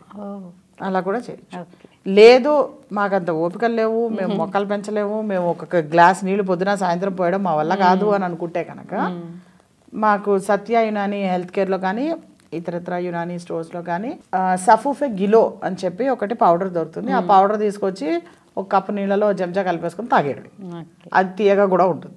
No issue. ఇలా కూడా చేయదు. ఇన్ని చక్కటి ఇవన్నీ కాకుండా కూడా వాళ్ళ ప్రాబ్లమ్ అందరికీ ఒకలా ఉండవు ప్రాబ్లమ్స్, వారి ప్రాబ్లమ్స్ని బట్టి వారికి సపరేట్గా మళ్ళీ మెడిసిన్స్ ఇవ్వడం జరుగుతుంటుంది అనమాట. ఇలా యునానీ మెడిసిన్లో దానికి చాలా చక్కటి వైద్యాలు ఉన్నాయి, ఏమీ భయపడాల్సిన అవసరం లేదు. అండ్ ఈ అర్కే అజీబ్ ఏదైతే చెప్పామో మేము దాని ప్రివెన్షన్లో కూడాను వేపరైజర్స్ అని దొరుకుతాయి మేడం బయట. ఒక డ్రాప్ దాంట్లో వేసి వేపరైజర్లో 1 minute కనుక పీల్చుకుంటే కనుక దాన్ని ఆవిరి పడితే కనుక మేము అబ్జర్వ్ చేసింది ఏంటంటే 3 hours వరకు వీళ్ళ వైరస్ వాళ్ళకి, వాళ్ళ వైరస్ వీళ్ళకి ఇంచుమించుగా దాదాపు 90% వరకు ఆపేయచ్చు. ఓకే. సో మేము మా సెంటర్స్ అన్నిట్లలో కూడా అదే చేస్తుంటాం. ఎవరు వచ్చినా ఫస్ట్ వేపరైజర్ దగ్గర వాళ్ళు 1 minute అది తీసుకొని రావాలి. అది ఇప్పటికీ నడుస్తుంది. అంటే వబా పీరియడ్లో అది మాకు చెప్పబడ్డ ఒక one of the preventive method అనమాట. ఇలాంటి చక్కటి మెడిసిన్స్ ఎన్నో ఉన్నాయి యునానీ మెడిసిన్లో. వాటిలన్నింటినీ తీసుకొని వబా పీరియడ్లో మిమ్మల్ని మీరు కాపాడుకోండి. అనవసరంగా భయంకరమైన యాంటీవైరల్స్ని యాంటీబయాటిక్స్కి ఫస్టే వెళ్ళిపోయి ఇబ్బంది పడకండి మేడం. అలాగే ఇప్పుడంటే ఈ కరోనాని రావడం వల్ల క్వారంటైన్ అనేది బాగా వినిపిస్తుంది, కానీ అప్పట్లోనే మీరు చెప్పారు అప్పట్లోనే క్వారంటైన్ అనేది ఉండేదని. దీన్ని ఎవరు అసలు ఫస్ట్ కనిపెట్టారు, ఎలా అమలు చేశారు, మాకు కొంచెం వివరించండి. షూర్, తప్పకుండా మేడం. యాక్చువల్గా ఈ క్వారంటైన్ అనే వర్డ్ ఏదైతే ఉందో అది వచ్చింది యునానీ మెడిసిన్ నుంచి. యునానీ నుంచి వచ్చింది క్వారంటైన్. యునానీ మెడిసిన్ వాళ్ళే క్వారంటైన్ అన్న పద్ధతిని కనుక్కున్నారు. అసలు వాళ్ళే ప్రపంచానికి నేర్పించారు. అయితే ఇది ఎలా జరిగింది అంటే ఈ పర్షియాలో మనకి ఒక గ్రేట్ ఒక హకీం బూ అలీ సినా అనమాట, ది గ్రేట్ అవిసినా ది గ్రేట్. ఆయన ఏం చేశారంటే ఆయన అక్కడ ఫిజిషియన్గా రాజ వైద్యులు అంటారు కదా, అలా అక్కడ ఆ రాజ్యానికి ఆయన గొప్ప ఫిజిషియన్. అయితే ఆయన ఏం చేశారంటే రాజ్యంలోకి అవుట్ సైడర్స్ ఎవరు లోపలికి ఎంటర్ అవ్వాలన్నా సరే ఈ వబా టైంలో, వబా అంటే పాండమిక్, వాళ్ళు ఏం చేశారంటే వాళ్ళకంటూ ఒక ఇల్లు పెట్టారు అన్నమాట సపరేట్గా. రాజ్యం బయట ఒక గుడారాలు ఏర్పరిచి వాళ్ళకి ఒక సపరేట్గా ఇల్లు, వాళ్ళకి ఒక ఇల్లు అలాట్ చేసి ఈ విజిటర్స్ ఎవరైతే బయట నుంచి వచ్చే ఫారినర్స్ కానీ ఎవరైనా కానీ రాజ్యంలోకి ఎంటర్ అవ్వాలంటే ఫస్ట్ వాళ్ళు ఆ ఇంట్లో ఉండాలి. ఓకే, ఎన్ని రోజులు అట్లా పెట్టారా? అయితే ఆ రోజుల్లో వాళ్ళు ఏం చేశారంటే 40 రోజులు పెట్టారు. ఓకే, యాక్చువల్గా కరోనా వైరస్ పీరియడ్ 40 days. మీరు లాస్ట్ మన దీంట్లో CCMB వాళ్ళది మీరు రిపోర్ట్ చూస్తే కనుక ఫస్ట్ క్వారంటైన్ వాళ్ళు 10 days అన్నారు, ఫస్ట్ 1 week అన్నారు, తర్వాత 10 days అన్నారు, కాదు 12 days అన్నారు, కాదు 14 days అన్నారు, కాదు 21st day రోజు కూడా కనపడుతోంది వైరస్ అన్నది అన్నారు. తర్వాత లాస్ట్కి CCMB వాళ్ళు ఒకటి వాళ్ళ రిపోర్ట్లో వాళ్ళు న్యూస్ పేపర్స్లోను టీవీలోను అనౌన్స్మెంట్ ఇచ్చారు, 38th day కూడా ఫీసెస్లో కరోనా వైరస్ అన్నది కనపడింది అని. ఇంకెంత పడం మేము చెప్పింది అక్కడికే వచ్చారు కదా వాళ్ళు. అంటే యునాని మెడిసిన్ లో ఎలా అంటే మారదన్నమాట, జస్ట్ లైక్ ఇంగ్లీష్ మెడిసిన్ లో ఎలా అంటే ఈ రోజు చెప్పింది రేపు కాదు రాంగ్ అంటారు, రేపు చెప్పింది కాదు ఎల్లుండి ఇంకో స్టేట్మెంట్ వస్తుంది. బట్ యునాని మెడిసిన్ లో చూడండి, మీకు 2nd centuryలో ఏదైతే చెప్పారో ఈవెన్ ఇప్పుడు 21st century 22nd century కాదు, ఇంకా నెక్స్ట్ మీరు 30th centuryలో అడిగినా కానీ అదే ఉంటుంది, తేడా ఏమీ ఉండదు. అంటే దాని యొక్క వే ఆఫ్ అప్రోచ్ కానీ ప్రిన్సిపల్స్ కానీ హ్యూమన్ బాడీ మారినప్పుడు అది ఎలా మారుతుంది, పద్ధతులు కూడా మారదు కూడా. హ్యూమన్ హార్ట్ అదే, హ్యూమన్ బ్రెయిన్ అదే ఉన్నప్పుడు ఓన్లీ లైఫ్ స్టైల్ మారింది. ఆ లైఫ్ స్టైల్ని మళ్ళీ మనం కరెక్ట్ చేసుకోవడానికి ప్రయత్నించాలి అంతే, అంతేగాని వేస్ మారు. సో అలా 40 రోజులు ఏదైతే ఉంటారో దాన్ని ఆ 40 రోజుల్ని క్వార్టా అంటారు. ఇనా అంటే ఇల్లు, క్వార్టా ఇనా యాక్చువల్గా ఆ రోజుల్లో ఇచ్చిన వర్డ్. క్వార్టా ఇనా అంటే 40 రోజులు ఒక ఇంట్లో ఉండే ఆ ప్రక్రియని క్వార్టా ఇనా అని పిలుచుకునేవాళ్ళు. అయితే అది మొత్తం వరల్డ్ అంతా స్ప్రెడ్ అయిపోయింది. అమ్మో ఆ రాజ్యాల్లోకి వెళ్ళాలంటే 40 రోజులు మనం అక్కడ ఉండాలి, బయట ఇరుక్కుపోవాలి. అది ట్రావెలర్స్ కానీ ఇప్పుడు ఎవరైతే బిజినెస్ చేసే వాళ్ళకి అది పెద్ద పీరియడ్ అన్నట్టే కదా, వాళ్ళకి అదొక 40 days కదా. సో 40 days అలా మనం అక్కడ ఇచ్చేయాలి అని చెప్పి అనేప్పటికీ ప్రపంచం మొత్తం అది ఏంటి అన్నది తెలుసుకోవడము, దాన్ని అర్థం చేసుకోవడము అవన్నీ చేశారు. 40 days తర్వాత అప్పుడు యునాని వైద్యులు వాళ్ళని పరీక్ష చేసి ఓకే వీళ్ళకి ఏ వబా లేదు అని నిర్ధారించుకున్న తర్వాత దెన్ అప్పుడు పంపించామన్నమాట. ఈ లోపల వాళ్ళకి ఎలాగో బయటపడుతుంది ఒకవేళ ఉంటే కనుక, ఉంది అంటే కనుక వాళ్ళు ఏం చేసేవాళ్ళు అంటే వెంటనే అప్పటికప్పుడు వాళ్ళకి అక్కడ ట్రీట్మెంట్ ఇచ్చేవారు.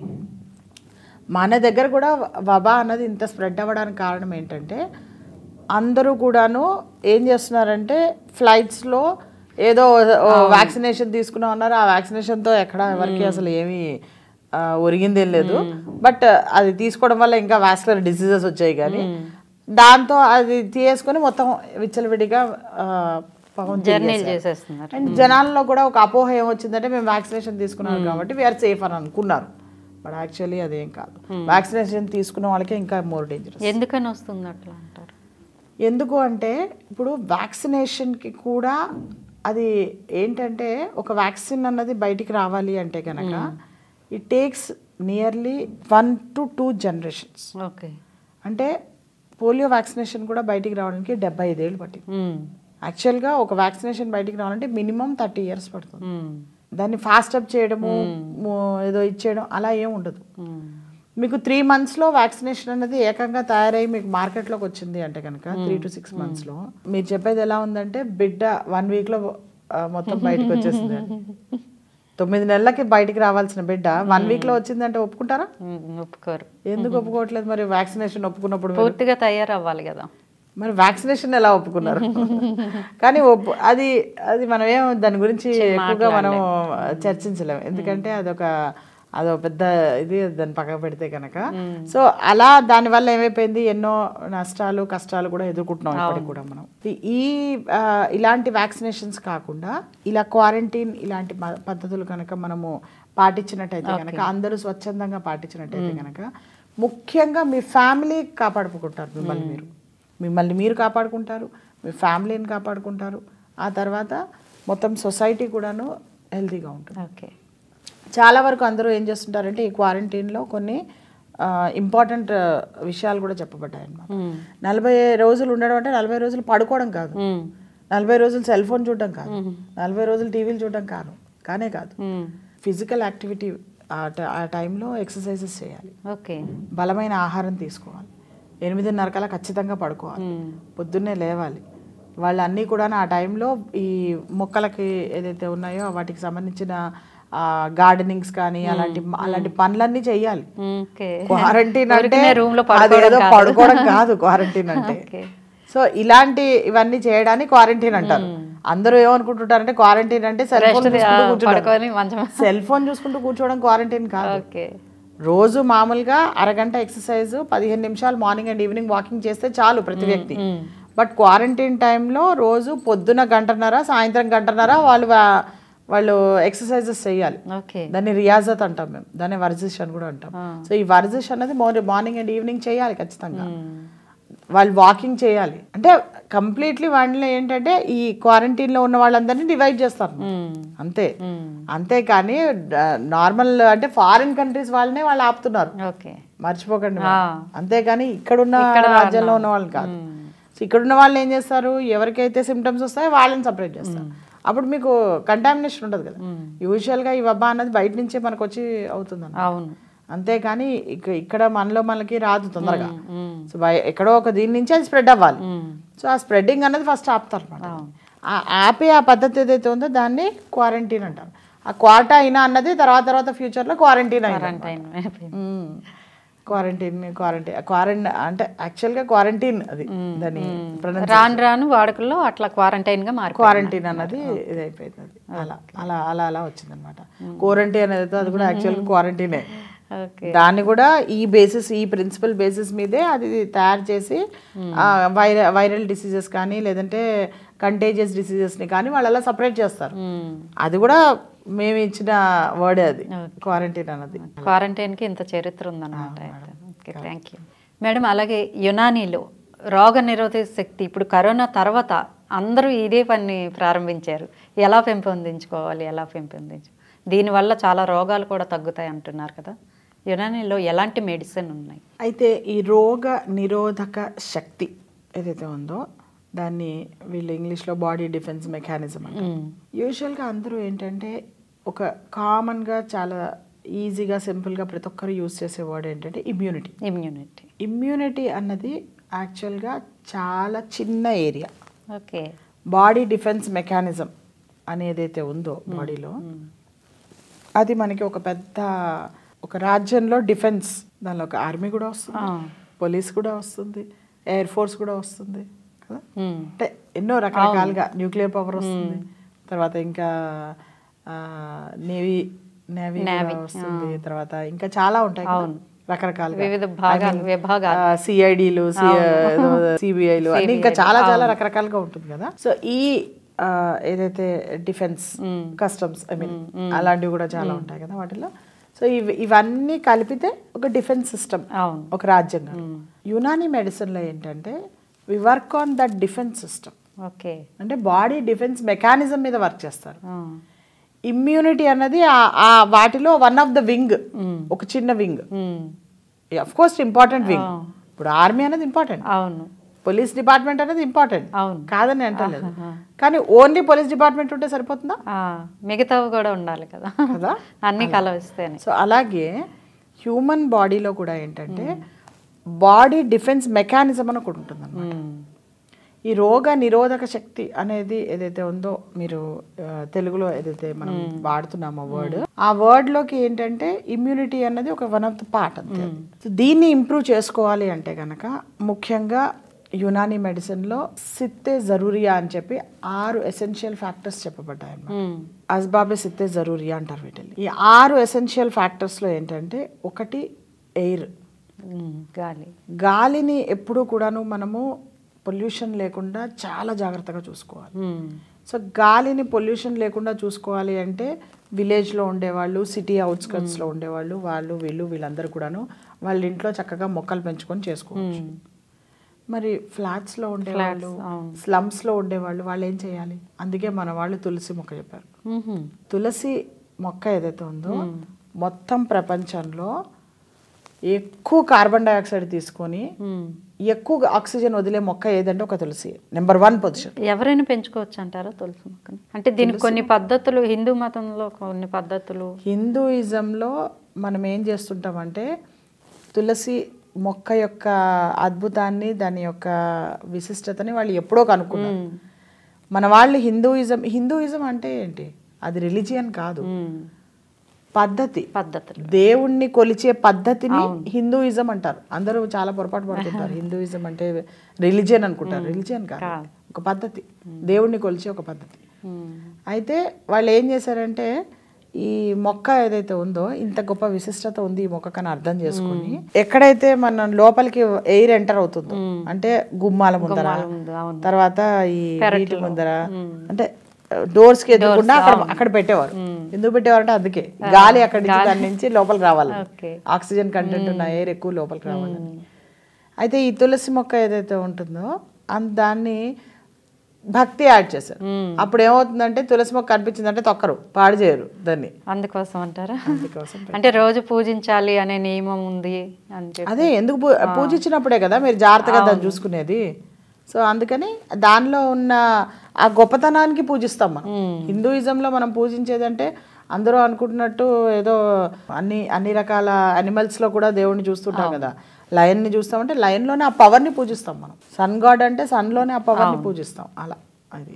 సో అలాగే ఈ మొక్కలో ఉన్న గొప్పతనాన్ని పూజిస్తాం మనం. ఏదైతే కార్బన్ డైఆక్సైడ్ ఎక్కువగా తీసుకొని ఆక్సిజన్ కంటెంట్ ఎక్కువగా వదిలే ఆ తత్వం ఏదైతే ఉందో అదే అనుకోండి. ఇంకా తెలియకుండా మీకు ఇగో జ్వరం వచ్చిందంటే తులసి 10 ఆకులు తీసుకొని గ్రౌండ్ చేసుకొని తాగారంటే అయిపోయింది. అంటే మరి మీ బాడీలో ఉన్న రోగ నిరోధక శక్తిని తగ్గిస్తుంది, దాన్ని ఇంకా పెంచుతున్నట్టే కదా, రోగాన్ని తగ్గిస్తున్నట్టే కదా. అయితే ఫీవర్ ఎప్పుడు వస్తుంటుంది అంటే యూజువల్గా ఇన్ఫెక్షన్ ఎప్పుడైతే ఎక్కువైపోయి బ్లడ్లో కలుస్తుందో అప్పుడు ఫీవర్ వస్తుంది. ఫీవర్ ఎందుకు వస్తుందో తెలుసా మీకు? అసలు బ్రెయిన్ ఏం చేస్తుందంటే బాడీలో ఇన్ఫెక్షన్ పెరిగిపోయినప్పుడు ఫీవర్ తీసుకొచ్చి దాన్ని ఆ వేడితో లోపల దాన్ని చంపేయడానికి ప్రయత్నిస్తుంటుంది. మనం ఫులిష్గా ఏం చేస్తుంటాం అంటే దాన్ని జ్వరం సడన్గా పారాసిటమాల్ వేసి డౌన్ చేస్తుంటాం. అలా చేయకూడదు. యాక్చువల్గా ఫీవర్ వచ్చినప్పుడు మనము ఓన్లీ లోపల ఉన్న ఇన్ఫెక్షన్ని తగ్గించడానికి ప్రయత్నించాలి, కానీ ఫీవర్ తగ్గించడానికి అంటే ఆర్టిఫిషియల్గా ఫీవర్ని డౌన్ చేయకూడదు. ఆర్టిఫిషియల్గా ఫీవర్ డౌన్ చేయడం మంచిది కాదు. డాక్టర్ సూపర్విజన్లో ఫీవర్ వచ్చిందంటే చాలు, డాక్టర్ సూపర్విజన్లో యునానీ డాక్టర్స్ దగ్గరికి వెళ్ళి వాళ్ళ దగ్గర మెడిసిన్ తీసుకోవాలి. ఆర్ఎల్స్ యునానీ ఈ రోజుల్లో ఇంకా మా దగ్గర ఆన్లైన్ కన్సల్టేషన్ కూడా ఉంది. అప్పటికప్పుడు డాక్టర్స్ మీకు ఇచ్చేస్తే కనుక, ఒకవేళ హైదరాబాద్ సిటీ దీనిలోనే ఉంటే కనుక వితిన్ ఏమంటారు 1 hourలో వాళ్ళ ఇంట్లోనే ఉంటుంది. ఇప్పుడు అంతా సర్వీసెస్ అలా అయిపోయాయి కదా, హోమ్ డెలివరీస్.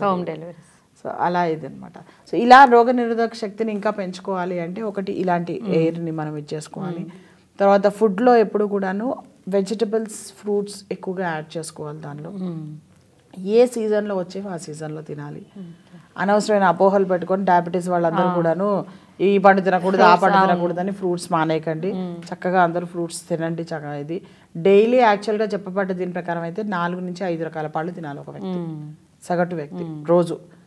తర్వాత ఒక గ్లాస్ జ్యూస్ తాగాలి. అంటే పర్టికులర్లీ వబా పీరియడ్లో, ఈ పాండమిక్ టైంలో అలా మనము ఇవి ఎక్కువగా చేయాలి. నాన్ వెజ్ కన్జంప్షన్ అనేది బాగా తగ్గించాలి. ఆ నాన్ వెజ్లో కూడాను వీలైనంత వరకు చికెన్, మటన్ బాగా తగ్గించి ఎక్కువగా ఏం చేయాలంటే ఈ ఏమంటారు ఫిష్ ఎక్కువగా తీసుకోవాలి. ఫిష్ అన్నది చాలా ఎక్కువగా చెప్పబడ్డ ఇదన్నమాట అది. తర్వాత ఇలా ఫుడ్ ఒకటైతే కనుక, 2 మాకులాత్వ మష్రూబాత్ అంటే డ్రింక్స్ ఇవన్నీ ఏవైతే ఉన్నాయో వాటర్ని చాలా జాగ్రత్తగా చూసుకోవాలి. వాటర్ ఎప్పుడు కూడాను రాగి బిందెల్లోనూ రాగి వాటిల్లోనూ శుభ్రంగా కడిగి వాటిలో నీళ్ళు నింపుకొని మినిమం 2 hours అన్న దానిలో స్టోర్ అయిన తర్వాతనే ఆ వాటర్ యూస్ చేయాలి. ఓకే. ఎందుకు రాగి బిందెల్లో కనుక నీళ్లు పెడితే కనుక వైరస్ దానిలో 2 గంటల కన్నా ఎక్కువ బతకలేదు. సో అందుకని రాగి పాత్రలు మాత్రమే యూస్ చేయాలి. ఐ మీన్ పాత్రలు అంటే స్టోర్ చేసుకోవడానికి, వాటర్ స్టోర్ చేసుకోవడానికి. దాంట్లో కనుక ఇలా పెట్టుకున్నట్టయితే కనుక అలా కూడా మనం చేసుకోవచ్చు. స్లీప్ అండ్ వేక్ఫుల్నెస్ 8:30 కల్లా పడుకోవాలని చెప్పాను చూసారా, అండ్ పొద్దున్నే లేవాలి అని చెప్పాను చూసారా, అది most important. Physical activity and ఈ ఎక్సర్సైజెస్ ఏవైతే ఉన్నాయో వర్జిష్ అంటాం మేము దాన్ని, అది మోస్ట్ ఇంపార్టెంట్. ఎవ్రీ జాయింట్ కదపాలంటే, అంతకుమించి ఏం చేయక్కర్లేదు. ఎవ్రీ జాయింట్ కదపాలి, కొంచెం ఎక్కువ చేయాలి ఆ టైంలో, బాబా టైంలో. అండ్ ఆఫ్టర్ దట్ మెంటల్ ఇది వేక్ఫుల్నెస్ అండ్ స్లీప్. ఇది అంటే మెంటల్ అబిలిటీ అంటే ఖచ్చితంగా బ్రెయిన్కి సంబంధించిన వర్క్, ఫిజికల్ యాక్టివిటీయే కాదు, అది కూడా మోస్ట్ ఇంపార్టెంట్.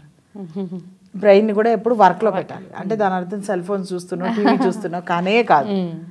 సమ్ వర్క్లో సమ్ ఇన్నోవేటివ్గా ఏం చేసాం.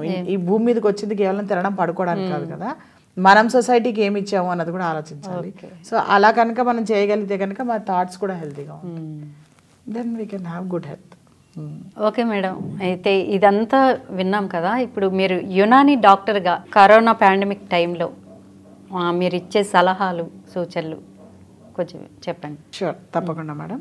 అయితే యునానీ వైద్యంలో కరోనా గురించి ఒక బ్రీఫ్గా నేను ఒక లైన్ ఆఫ్ ట్రీట్మెంట్ చెప్తాను ఫస్ట్. ఆ తర్వాత మనము ఇంకొక ఇంపార్టెంట్ విషయం గురించి కూడా తెలుసుకుందాం బాబాలో. ఒక ఫస్ట్ ఏంటంటే ప్రివెంటివ్ మెడిసిన్ కింద మామూలుగా ప్రతి ఒక్కరూ తీసుకోవాల్సింది ఏంటంటే ఆర్కే అజీబ్ అని డ్రాప్స్ ఉంటాయి. ఆ డ్రాప్ 1 drop ఇన్ 1 glass వామ్ వాటర్లో పొద్దున్నే చక్కగా తాగేసేయాలి. తర్వాత ఎవరికైతే జలుబు కానీ ఆయాసం కానీ లేదా ఇంకేదైనా ఇది ఉంది, లేదా బయటికి వెళ్ళి రావాలి అనే వాళ్ళు ఎవరైతే ఉంటారో వాళ్ళు ఏం చేయాలంటే వేపరైజర్స్ అని మీకు మెడికల్ హాల్స్లో దొరుకుతాయి. లేని వాళ్ళు వాటర్ బాయిల్ చేసుకొని దానిలో ఒక డ్రాప్ వేసి కూడా ఆవిరి పట్టచ్చు. ఓకే. వేపరైజర్ అయితే ఈజీ. దానిలో ఎప్పుడు వాటర్ లెవెల్ అది చూసుకొని వాటర్ లెవెల్ వేసి దానిలో 1 drop ఇది వేసి, ఇంట్లో చాలా వరకు అందరూ కదా, అందరూ ఒకరి తర్వాత ఒకరు ఈ పెట్టుకోవడం ఈజీ. 1 drop వేయడము, 1 minute తీసుకోవడము, వెళ్ళిపోవడము. మళ్ళీ అలాగే ఇంటికి తిరిగి రాగానే మళ్ళీ 1 drop దానిలో వేసి అది తీసేసుకొని మళ్ళీ లోపలికి రావాలన్నమాట. ఇలా చేయడం వల్ల ఒకటి prevention, number 1. Number 2, in case వాళ్ళకి జలుబు, ఆయాసము, దగ్గు, జ్వరము ఇలాంటివి ఏమైనా వచ్చాయి, ఇలాంటివి ఏమైనా వచ్చినా లేదంటే కనుక వాళ్ళకి I mean loose motions and దానికి సంబంధించిన కడుపు నొప్పి అలాంటివి ఏమైనా ఉంటే మాత్రం వెంటనే యునానీ డాక్టర్ని సంప్రదించాలి.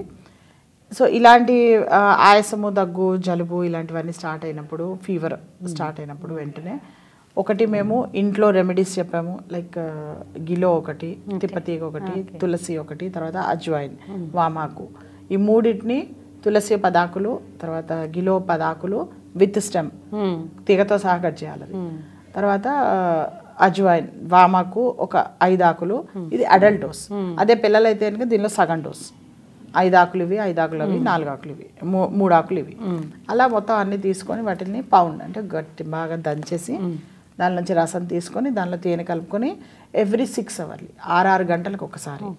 ఒకవేళ ఫీవర్ చాలా ఎక్కువగా ఉంటే అంటే 101 కన్నా ఎక్కువ, 102 కన్నా ఎక్కువగా ఉంటే కనుక అది దాన్ని డోసేజ్ ఏదైతే ఉందో 4 hours చేయాలన్నమాట.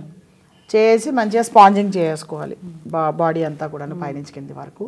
అంటే గోరువెచ్చని నీళ్ళతో తడి బట్టతో తుడుచుకోవాలన్నమాట. అలా ఇలా కనుక చేసినట్టయితే కనుక అన్నీ వితిన్ 3 days లోపల కంట్రోల్ అయిపోతాయి. యూజువల్గా 3 to 5 days లోపల. తగ్గుముఖం పట్టింది అన్నా సరే మీరు మళ్ళీ యునానీ డాక్టర్ని సంప్రదించాల్సిన అవసరం లేదు, అది చాలు. ఓకే. ఇన్ కేస్ తగ్గుముఖం పట్టట్లేదు అని అనిపిస్తే కనుక 2nd day కానీ 3rd day కానీ వెంటనే యునానీ వైద్యుల్ని మీరు సంప్రదిస్తే కనుక నెక్స్ట్ లెవెల్ డోసెస్ మెడిసిన్స్ ఇచ్చేస్తాను అనమాట. దీని తర్వాత నెక్స్ట్ ఏంటంటే ఇన్ కేస్ ఫీవర్ కనుక ఇలాగే కంటిన్యూ అవుతుంది అంటే కనుక యూజువల్గా యునానీ డాక్టర్స్ ఏం చేస్తారంటే తిరియాకే అర్బా అని ఒక మెడిసిన్ ఉంటుంది, హల్వా. ఆ హల్వా అన్నది ఎడిషన్ చేస్తారు. బాగా వాళ్ళకి గొంతు నొప్పి అలా జలుబు అలాంటివి ఏమైనా ఉన్నాయి అంటే కనుక షర్బతే తూత్సియా అలాంటి కొన్ని మెడిసిన్స్ ఉంటాయి, వాటిని యాడ్ చేస్తారు. దగ్గు అలాంటివన్నీ కూడా ఉన్నాయి అంటే కనుక లౌక్య సపిస్తాన్ అని చెప్పి కొన్ని మెడిసిన్స్ ఉంటాయి, వాటిల్లో యాడ్ చేస్తారు. ఓకే. అంటే వారి వారి యొక్క సిమ్టమ్స్ బట్టి వారి యొక్క ప్రాబ్లమ్స్ని బట్టి యాడ్ చేసుకుంటూ పోతారు. కొంతమందికి లూజ్ మోషన్స్ అయ్యే అవకాశాలు ఉంటాయి. అలాంటి వాళ్ళకి సఫుఫెతీన్ లాంటి మెడిసిన్స్ యాడ్ చేసుకుంటూ పోతారు. తర్వాత కొంతమందికి ఇంకా సివియర్ కూడా ఉంటాయి అవి, వామిటింగ్స్ లూజ్ మోషన్స్ రెండు ఉంటాయి.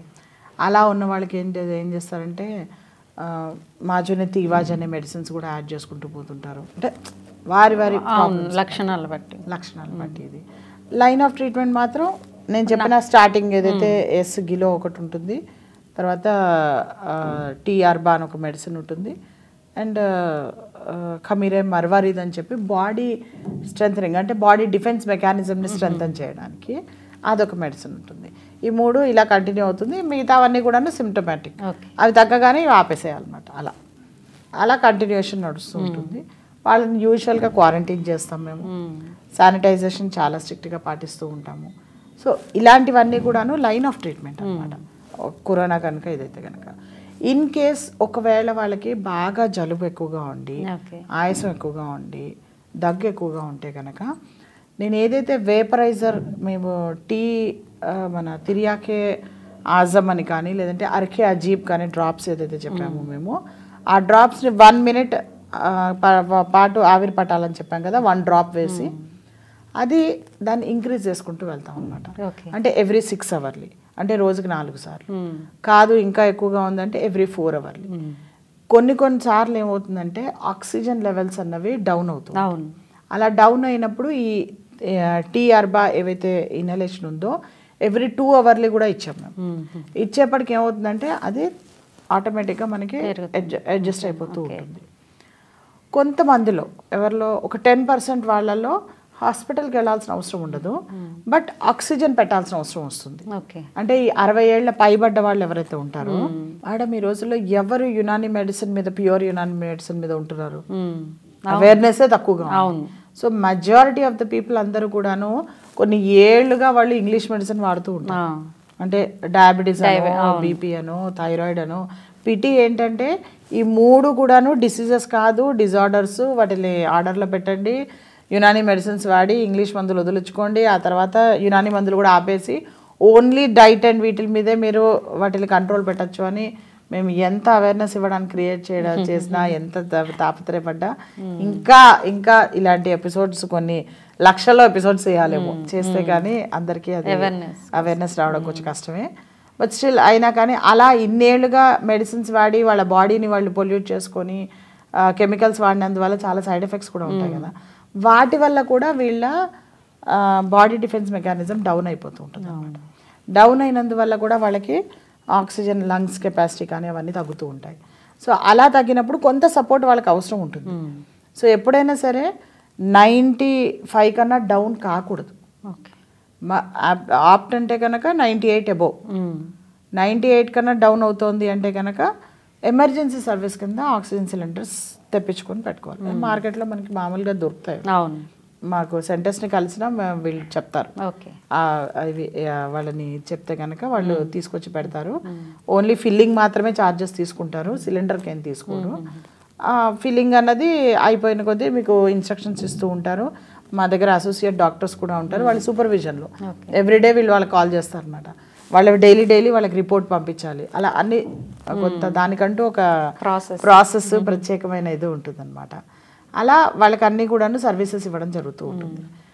ఇంకా ఏదున్నా సరే దాని ప్రకారం ఇంకా యునాని డాక్టర్స్ ఎలా నెక్స్ట్ ఫర్దర్గా ఎలా చూస్తారో ఇది. అండ్ ఇలా చేయడం వల్ల 99.9% ఎవరు కూడాను హాస్పిటలైజ్డ్ అవ్వరు. ఇంతవరకు అయితే అవ్వలేదు మా దగ్గర. చాలా రేర్ మేడం అసలు ఎవరైతే సరిగ్గా మెడిసిన్స్ వాడరు. మేము ఇంత చెప్పినా కానీ వాళ్ళు చేసేది వాళ్ళు చేస్తుంటారు. నాన్ వెజ్ తినేస్తూ ఉంటారు. బాబా పీరియడ్లో నాన్ వెజ్ తినకూడదు, ఖచ్చితంగా తినకూడదు. అందరూ ఇంకా ఏంటంటే బయట అందరూ భయపడుతున్నారు, మమ్మల్ని తినాలంటున్నారు, అందుకని తినేస్తున్నాము అంటారు. అది చాలా రాంగ్. అండ్ తినకూడదు అన్నవి మేము చెప్పడం ఎంత ఇంపార్టెంటో అలాగే ప్రత్యేకంగా మీలాంటి యాంకర్స్ కూడా మేము చెప్పదలుచుకుంది ఏంటంటే ఎప్పుడైనా సరే మీరు ఇంట్లోంచి అడుగు బయట పెడుతున్నారు అంటే ఏదోటి తిని బయటికి రావాలి. At least 1 apple or some fruits. మీ ఇష్టం, ఇంట్లో ఏది అవైలబుల్లో ఉంటే అది మార్నింగ్ తినేసి అడుగు పెట్టాలి. పొద్దున 5ంటికి వెళ్ళినా సరే, ఓకే, ఇంట్లోంచి గడప దాడుతున్నారు బయటికి అంటే చాలు తిని బయటికి వెళ్ళాలి. ఏదో ఒకటి తినాలి, ఖచ్చితంగా తినాలి. ఎవరైతే అలా తినరో వాళ్ళకి రోగ నిరోధక శక్తి తగ్గిపోతూ ఉంటుంది. సో అందుకని మన వాళ్ళు అందుకనే సద్దన్నం అని చెప్పి రాత్రిపూట ఉంచి పొద్దున్నే దాన్ని పెరుగులో నానపెట్టి దాన్ని కలిపి, సద్దన్నం ముద్ద తినకుండా ఇంట్లోంచి పెరుగు తినకుండా బయటికి వెళ్ళకూడదు అని ఈ రోజు కూడా మీరు అబ్జర్వ్ చేస్తే కనుక చాలా వరకు ఎంతో మంది మార్వాడీస్లో వాటిలో కొంతమంది వాళ్ళు బయటకు వెళ్తున్నారంటే పెరుగు చక్కెర తినిపిస్తారు అంటే కొంతమంది. ఈ రోజు కూడా మన తెలుగు వాళ్ళందరూ కూడాను సద్దిపువ్వ అని చెప్పి పెరుగన్నం తినకుండా బయటికి వెళ్ళడానికి వీల్లేదు అని అంటూ ఉంటారు. ఎందుకు అంటారంటే ఇదే రీజన్. ఇంట్లో ఆ టైంకి మనకి ఈజీగా అవైలబుల్ అయ్యేది అదేగా. పెద్ద గుండీల్లో ఉండేవాళ్ళు, ఉమ్మడి కుటుంబాలు కదా, ఖచ్చితంగా ఎంతో కొంత అన్నం మిగులుతుంది. అన్నం మిగలకుండా అయితే ఉండదు. సో ఆ మిగిలిన అన్నాన్ని వీళ్ళు ఏం చేసేవాళ్ళంటే పెరుగులో కలిపేసి ఉప్పేసి పెట్టేసేవాళ్ళు ఊటిలో. మర్నాడు ఉదయం ఎవరైతే బయటకు వెళ్తున్నారో వాళ్ళందరూ తినేసి వెళ్ళేవాళ్ళు. సో అలా మీరందరూ కూడా ఎవరైతే ఇంట్లోంచి బయటికి వెళ్తున్నారో, పూర్వకాలంలో అంటే వాళ్ళకి పెస్టిసైడ్స్ లేని బియ్యం కాబట్టి వాళ్ళు సద్దన్నం తిన్నారంటే అర్థం ఉంది. మనం తింటే కనుక అనారోగ్యం పాలవుతాం కాబట్టి ఫ్రూట్స్, వెజిటబుల్స్, ఫ్రూట్స్ ఏవి దొరికితే అవి. కొన్నిసార్లు ఇంట్లో ఫ్రూట్స్ ఉండవు, లేకపోతే ఏం చేస్తారు వెజిటబుల్స్, ఏ క్యారెటో ఏదో ఒకటి అది తీసుకొని తినేసేయండి. అలా అన్నా చేసి బయటికి రావాలి. అంతేకాని ఉత్తినే మాత్రం బయటికి వెళ్ళడానికి వీలు లేదు ఎవరు కూడాను. ఖాళీ కడుపుతో బయటికి వెళ్ళకూడదు, ఏదో ఒకటి సంథింగ్ తీసుకోవాలి. అండ్ దయచేసి ఎవరికైతే ఎక్కువ స్ట్రెస్ ఉంటుందో, ఎవరికైతే ఎక్కువ ఇది ఉంటుందో వాళ్ళు టీ కాఫీలు మానేయండి. మానేసి పాలు మాత్రమే తాగండి. పాలు తాగడం వల్ల ఏంటంటే మీ స్ట్రెస్ని మీరు జయించడానికి చాలా హెల్ప్ అవుతుంది, కంట్రోల్లో వస్తుంది ఖచ్చితంగా. అందరూ కూడా ఆవు పాలే తాగాలి, ప్యాకెట్ పాలు తాకండి. ఆవు పాలు తాగినందువల్ల ఏమవుతుందంటే మార్కెట్లో దొరకట్లేదంటే మీరు కొనడం స్టార్ట్ చేయండి, ఆటోమేటిక్గా పెరుగుతాయి. అందరూ తీసుకుంటుంటే కనుక ఆటోమేటిక్గా డిమాండ్ని బట్టి సప్లై కూడా పెరుగుతుంది కదా. సో మీరు అందరూ కూడాను ఆవు పాలు పోయించుకొని వాటిని బాగా మరిగించుకొని, ఒక్కొక్క ఆవు పాలు 6 పొంగులు అని అంటారు, అంటే 6 సార్లు అది పొంగి డౌన్ అవ్వేలాగా దాన్ని దాన్ని యూస్ చేసుకోవాలన్నమాట. ఆ పెరిగే చేయండి, అదే మంచిగా తాగండి. ఆస్టియోపోరోసిస్ లాంటి కండిషన్స్ నుంచి కూడా బయటపడచ్చు. సో దయచేసి అందరూ కూడాను పాలు తాగడం మొదలెట్టండి, మజ్జిగ తాగడం మొదలెట్టండి. రోగ నిరోధక శక్తి ఆటోమేటిక్గా పెరుగుతుంది. చాలా మంచి విషయాలు చెప్పారు madam. Thank you very much.